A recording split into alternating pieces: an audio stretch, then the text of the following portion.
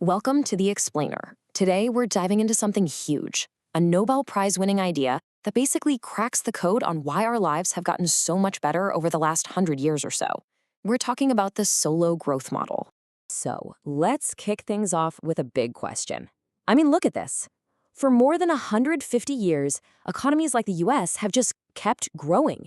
It almost feels like an unstoppable force, right? But what's the actual engine behind all that? What's making it happen? Well, the first most obvious answer, and this is exactly where Robert Solow started his thinking, is that countries get richer simply by getting more stuff. More capital, more machines, more factories, more roads, the whole shebang. And it seems to create this really powerful, virtuous cycle, right? You save some money, that money gets invested in new equipment, that new equipment lets you produce more, which means you have more income, so you can save even more. It's a pretty straightforward loop. Okay, but here's where the simple story hits a wall. A really, really big wall. It turns out you can't just keep growing forever by adding more and more machines. Yeah, this is a huge deal in the model. There's this massive roadblock that stops capital, all on its own, from giving us permanent growth. And this roadblock has a name, the steady state. So what is it? Well, it all comes down to this one crucial idea: diminishing returns. Think about it. The first tractor you get for a farm, absolutely revolutionary, a total game changer for how much you can produce. But what about the 10th tractor on that same farm? It helps a little, but it's not going to change your world. Each new piece of capital adds a little less punch than the one before it. I love this analogy.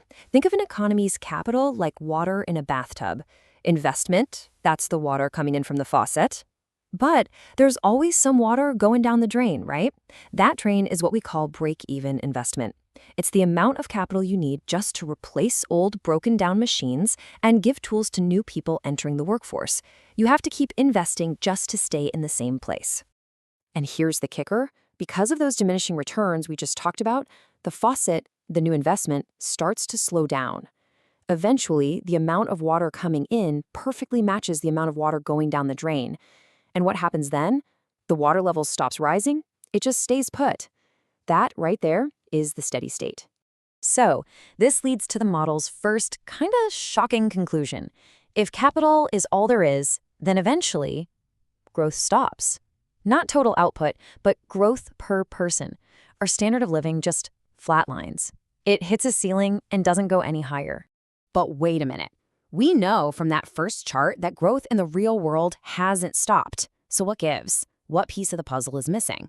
Well, this is where the model gets really brilliant. This is the whole story in one slide. Piling on more capital gives you a nice boost for a while, but eventually you're going to hit that steady state wall. But technology is different. Better ideas, new inventions, more efficient ways of doing things, that doesn't just add more water to the tub. It makes the entire bathtub bigger. It lifts the whole production function up, breaking through that old ceiling. Yep, technology is the secret sauce, the magic ingredient. It's the only thing in the long run that keeps pushing that steady state level higher and higher, which is what allows our standard of living to keep on rising.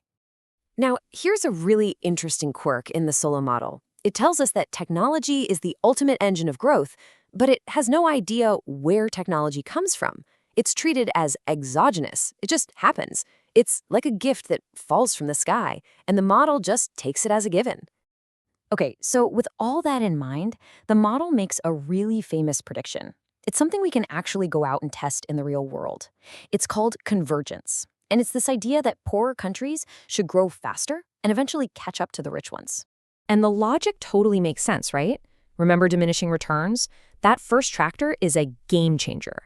So $1 invested in a country that has very few tractors should produce way more growth than $1 invested in a country that's already packed with them. This should create a natural catch-up effect. But, and this is a huge but, it only works if those countries have similar fundamentals, things like saving rates and access to the same technology. It's conditional convergence. And look at this. When we test it on a place like the United States, where all the states share pretty similar laws, institutions, and technology, the prediction works perfectly. The states that were poorer back in 1880 are the ones that grew the fastest over the next century. You can literally see them catching up on the chart.